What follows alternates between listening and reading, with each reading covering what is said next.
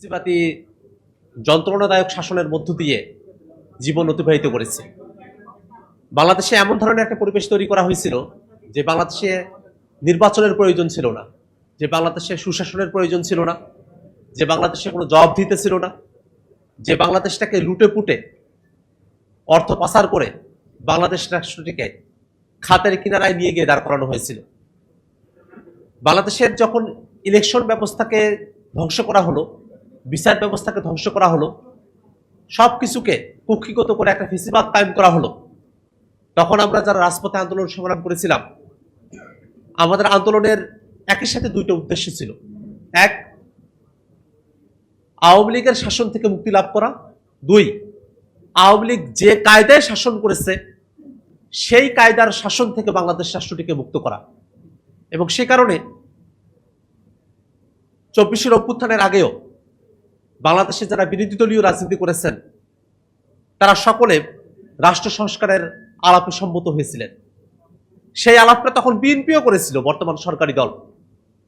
তারা তখন 31 দফার প্রসঙ্গ নিয়ে আসে, নানা দফার মধ্য দিয়ে তারাও জনগণকে এটা বুঝিয়েছিল যে আওয়ামী লীগের শাসন থেকে অবসান এবং আওয়ামী কায়দা কানুনের যে শাসন, অর্থাৎ একটা ফ্যাসিবাদী রাষ্ট্র ব্যবস্থা, সেখান থেকে উত্তরণের জন্য তারা কাজ করছেন। আমরা সকলে মিলে 24 অভ্যুত্থানে আমরা সামিল হলাম। আমাদের কত ভাই জীবন দিলেন, কত মানুষ রক্ত ঝরালো, যার মধ্য দিয়ে একটা নতুন বাংলাদেশের স্বপ্ন আমরা দেখেছিলাম। কিন্তু দুর্ভাগ্যের বিষয়, আমরা যখন ঐক্যমত্য কমিশনের আলোচনায় বসি, সেই সময় থেকেই বাংলাদেশ রাষ্ট্রটার কাঙ্ক্ষিত সংস্কারের প্রশ্নে বিএনপি বাদ সাজতে শুরু করে এবং সে সময় থেকেই তারা আসলে সংস্কার বিপরীতে একটা অবস্থান গ্রহণ করতে শুরু করে। তারা মুখে বলছে সংস্কার, কিন্তু তাদের কাজে করবে সংস্কারের পক্ষে তাদের অবস্থান ছিল না। তারা গণভোটে হ্যাঁর পক্ষেও অবস্থান নিয়েছে, কিন্তু সত্যিকার অর্থে তারা মন থেকে গণভোটের পক্ষে ছিল না। আমরা দেখলাম সংসদের বক্তৃতায় তারা বলছেন যে গণভোটের 4টা প্রশ্নের 3.5টা তারা মানেন, আধাটা তারা মানেন না। আমরা তাদেরকে বলতে চাই, 4টা প্রশ্নের 3.5টা আপনারা মানেন, আধাটা মানেন না, কিন্তু বাংলাদেশের 70% জনগণ ওই 4টা প্রশ্নকে মেনেই গণভোটকে জয়ী করেছে। অতএব জনগণের যে রায়, তার বাইরে এসে আপনি আধাটা মানবেন না, সেটা হওয়ার আর কোনো সুযোগ নেই।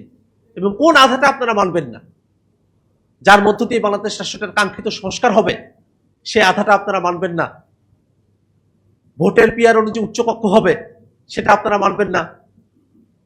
জুডিশিয়ারি সেখানে স্বাধীনভাবে কার্যক্রমগুলো পরিচালিত হবে, বিচারপতি যারা নিয়োগ হবে একটা ফেয়ার সিস্টেমের মধ্য দিয়ে বিচারপতি নিয়োগ হবে, সেটা আপনারা মানবেন না। তত্ত্বাবধায়ক সরকারের নতুন একটা ফর্মুলা, যেখানে সরকারি দল বিরোধী দল সকলের একটা অংশগ্রহণ থাকবে সেই নিয়োগের সময়টাতে, সেটা আপনারা মানবেন না। সরকারি কর্ম কমিশন পিএসসিতে নিয়োগ হবে একটা সুষ্ঠু প্রক্রিয়ার মধ্য দিয়ে, দুদকে নিয়োগ হবে সুষ্ঠু প্রক্রিয়ার মধ্য দিয়ে, সেগুলো আপনারা মানবেন না। তাহলে আপনারা সংস্কারের কোন অংশটুকুকে মানবেন? অতএব আমরা সরকারের কাছে বারংবার আহ্বান জানাবো, বাংলাদেশের মানুষেরা আর রক্তপাত দেখতে চায় না। বাংলাদেশের মানুষেরা একটা গণতান্ত্রিক উপায়ের মধ্য দিয়ে রাষ্ট্রটার একটা কাঙ্ক্ষিত সংস্কারের রূপান্তর তারা দেখতে চায়। সে কারণে সংসদের মধ্যে আমরা সকলে আছি, সরকারি দল আছি, বিরোধী দল আছি, আমরা সরকারের কাছে আহ্বান জানাবো অতি দ্রুত গণভোটের রায় মেনে সংবিধান সংস্কার পরিষদ বাস্তবায়ন করতে হবে। পাশাপাশি এই জুলাইয়ের মাসে আমরা সরকারের কাছে একটা বিনীত কণ্ঠে আহ্বান জানাতে চাই, যদি জুলাই না হতো তাহলে আমরা সকলে মিলে এখনো পর্যন্ত ফ্যাসিবাদের জাতাকলে আমরা পিষ্ট হতে থাকতাম। জুলাই আমাদেরকে মুক্তি দিয়েছে, সে জুলাইয়ের বিপক্ষে নানা কলা কৌশলের মধ্য দিয়ে যারা অবস্থান নিতে চায়, অনেকে চিত্রনায়িকা সাজে, অনেকে মডেল সাজে, অনেকে সিনিয়র সাংবাদিক সাজে, নানা কিছু সেজে তারা জুলাইয়ের বিপক্ষে তারা অবস্থান গ্রহণ করে, টকশোতে এসে কথা বলে, এমনভাবে কথা বলে যেন বা তারা মত প্রকাশের স্বাধীনতা প্র্যাকটিস করছে, কিন্তু বাস্তবতা সেটা নয়। তারা জুলাইয়ের বিপক্ষে নানাভাবে বাংলাদেশকে পিছিয়ে তোলার তারা চেষ্টা করছে। আমরা সরকারের কাছে আহ্বান জানাবো, যারা বাংলাদেশকে